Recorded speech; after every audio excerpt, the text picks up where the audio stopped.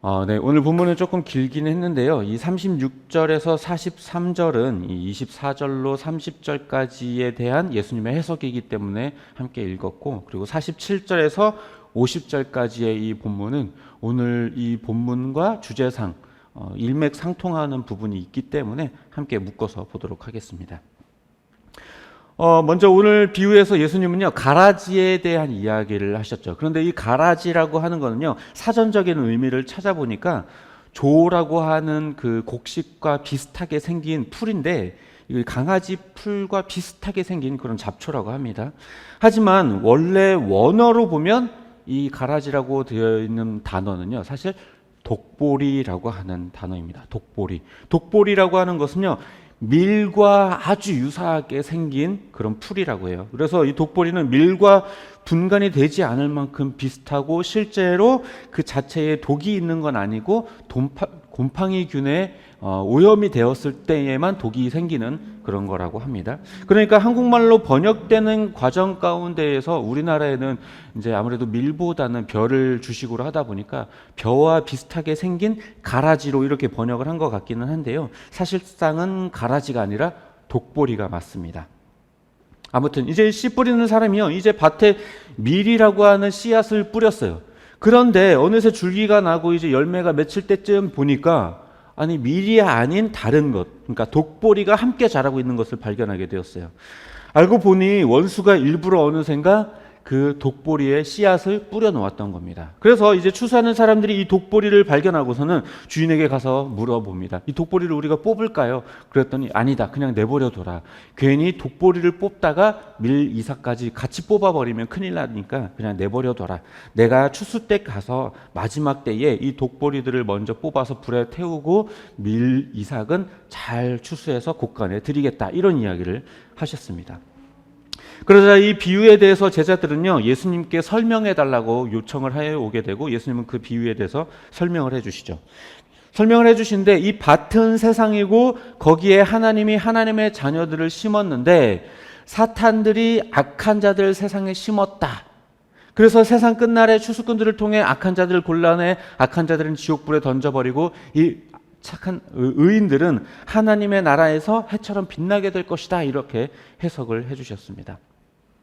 그리고 이후 47절에서 50절에서는요, 그물로 물고기를 잡은 후에 이제 앉아서 좋은 고기와 나쁜 고기를 고르는 것처럼 세상 끝날 마지막 날에 하나님께서 그렇게 의인들과 악인들을 갈라서 심판하시겠다라고 이렇게 이야기를 하십니다.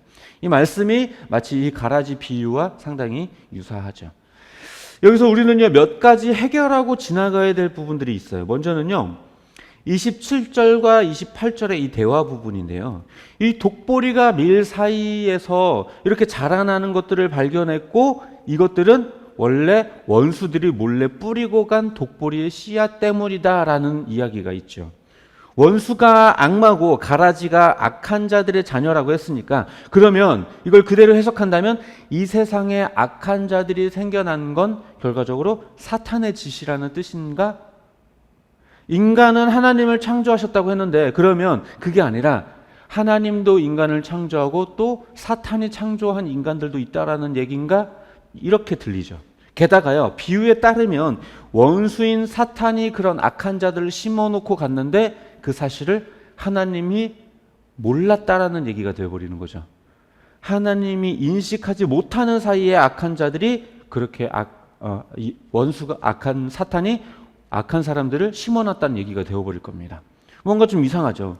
그래서 이 부분이 아무래도 조금 어색하다 보니까 몇몇 분들은요, 이 밭을 교회라고 해석하기 시작했어요. 그래서 그렇게 되면 어떻게 되냐면, 교회 안에 예수님을 잘 믿는 사람들 뿐만 아니라 겉은 비슷한데, 겉으로 보기에는 비슷한데 예수님을 제대로 믿지 않는 사람들이 있다라는 얘기를 그렇게 할 수 있게 되는 거죠. 그래서 마치 담임 목사님의 방향과 다른 이야기를 하는 사람들을 마치 사탄이 심어놓은 독보리 취급을 하면서 그들을 뭔가 좀 비난하는 그런 용도로 이 말씀을 활용하기도 하죠.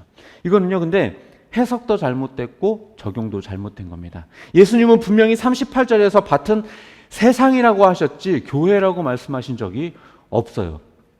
그렇기 때문에 이걸 교회로 해석하는 것은 잘못됐습니다.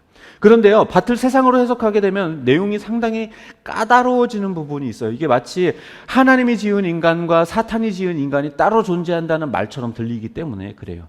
그런데요, 결론부터 말씀드리자면, 조금 죄송한 얘기지만 이 본문은 악인들이 언제 어떻게 생겼느냐에 대한 이야기를 설명하려고 쓴 부분이 아니에요. 게다가 악인들이 생겨나는 걸 하나님이 몰랐다라고 말하려고 하는 것도 아닙니다. 이게 무슨 말이냐? 말 그대로 이 비유라고 하는 것은 말 그대로 비유에 불과하기 때문에 핵심적으로 말하려고 하는 한 부분만 차용해서 비유를 드는 것이지 모든 부분을 다 인용을 할 수는 없다라는 거예요. 그래서 이 스토리를 너무 과하게 확장시켜서 이해하려고 하면 안 되는 거예요. 원수들이 몰래 독보리 씨앗을 뿌렸다라고 하는 이 비유는 악인들이 어떻게 생겨났고 언제 생겨났는지에 대한 이야기를 하려는 게 아니에요. 다만 의인과 악인이 이 땅에 함께 공존하고 있다라는 이야기를 하기 위해서 이러한 설정을 하려다 보니까, 그 현상들을 설정하려다 보니까 이 밀과 독보리로 이렇게 설정이 되다 보니까 독보리를 악인들이 뿌렸다 이렇게 얘기를 하게 되는 것뿐, 이것이 언제 어떻게 악한 자들이 생겨났다 이 이야기를 하려고 원수들이 독보리를 몰래 뿌렸다 이렇게 얘기하는 것은 아니라는 말입니다. 다시 말해 단순히 상황 설명을 위한 설정에 불과할 뿐, 진짜 악인의 탄생을 하나님이 몰랐다거나 악인들이 어떻게 이 세상 가운데 존재하게 되었는지에 대한 그 기원을 설명하려는 비유는 아니라는 거예요. 그래서 결국에 이 부분은 오히려 괜히 해석하려고 하면 할수록 이상한 답을 얻게 될 수도 있고 엉뚱한 해석으로 갈 위험이 커요. 게다가 이 부분에 대해서는 예수님이 해석 부분에 가서 해석을 하시지도 않으셨어요. 그리고 다음으로는요, 가라지를 발견한 순간 왜 뽑지 않고 내버려뒀느냐라고 하는 부분이에요. 물론 이에 대해서 주인은 그러다가 잘못되면 다 무르익기도 전에 밀 이삭까지도 상하게 만들 수 있으니까 그냥 내버려둬라 이렇게 설명을 했지만요, 이 부분에 대한 예수님의 해석은요 36절에서 46절까지 중에 아무런 해석이 되어져 있지 않아요. 이 부분에 대해서 왜 가라지를 내버려뒀느냐, 왜 악인들을 추수 때까지 종말 때까지 내버려 두셨냐라는 것에 대한 해석은 등장하고 있지 않아요. 하지만 이 부분 역시도요, 결과적으로 예수님께서 직접적으로 그 이유나 설명을 해주고 있지 않기 때문에 과하게 해석하려고 하면 안 됩니다. 본문이 말하려고 하는 중심 메시지에서 멀어질 수가 있어요. 예를 들어서 독보리를 뽑으려다가 밀 이삭까지 상하게 만들 수 있다라는 이 이야기를 그대로 가지고 와서 악인들을 심판하려다 보면 하나님이 실수로 의인들도 심판해버릴 수도 있다 이렇게 우리가 해석해버릴 수가 있거든요. 잘못하면. 그렇게 되면 하나님이 의인과 악인을 구분하는 것에 있어서 실수하실 수 있다라는 가능성으로 열려버리게 되죠. 그렇기 때문에 그렇게 되면 이 해석이 잘못된 해석이 되어버려요. 예수님께서 말하려고 하는 의도도 절대로 아닙니다.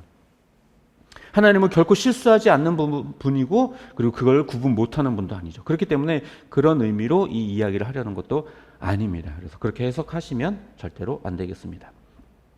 그래서 언제나 비유는 본문 안에 해석이 있다면, 오늘 본문 같은 경우에는 이제 36절에서 46절 사이에서 예수님께서 그 비유의 해석을 해주셨죠. 그런데 그런 게 아니고서는 되도록이면 해석의 테두리 안에서 봐야 하겠지만 해석이 없다면 본문의 흐름 가운데에서 파악을 해야 되고, 비유를 하고자 하는 메인 중심적인 포인트만 해석을 해야 되지 전체를 다 해석하면 안 돼요. 이를테면 이런 이야기도 있죠. 너희는 세상의 소금이다. 세상의 뭐라고 얘기를? 짠맛에 대해서 이야기를 하죠. 너희가 세상의 소금이 녹아 들어가야지만 짠맛을 내는 것처럼 너희가 소금처럼 짠맛을 내야 되는데, 그렇지 않으면 이 짠맛을 잃어버리면 세상에서 버려질 수밖에 없다 이 이야기를 하죠. 여기에서는요, 예수님께서 소금의 짠 맛에 대해서만 이야기를 했지 소금이 가지고 있는 하얀 색깔이라든지 아니면 소염작용이라든지 뭐 이런 해독작용이라든지 이런 거에 대한 이야기를 하고 있지 않아요. 그래서 이걸 과하게 해석해서 너희도 세상처럼 소금이 바닷물에 3%가 있는데도 불구하고 바닷물이 썩지 않는 것처럼 이 땅에 진정한 그리스도인 3%만 있으면 이 땅이 썩지 않는다. 이런 식으로 해석해버리는 건 잘못된 거예요. 왜? 예수님은 짠맛에 대해서만 이야기를 했기 때문에.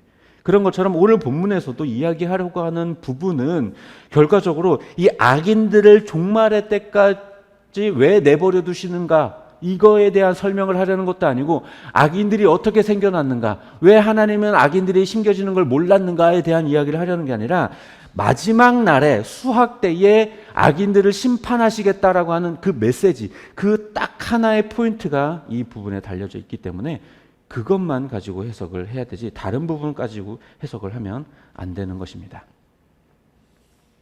그리고 오늘 본문은요, 악인들을 언제 심판할 거에 대한 부분인데, 이 부분은 47절에서 50절에서도 분명히 드러나고 있죠. 세상 마지막 날에 내가 그렇게 하겠다, 이렇게 이야기를 하고 있죠.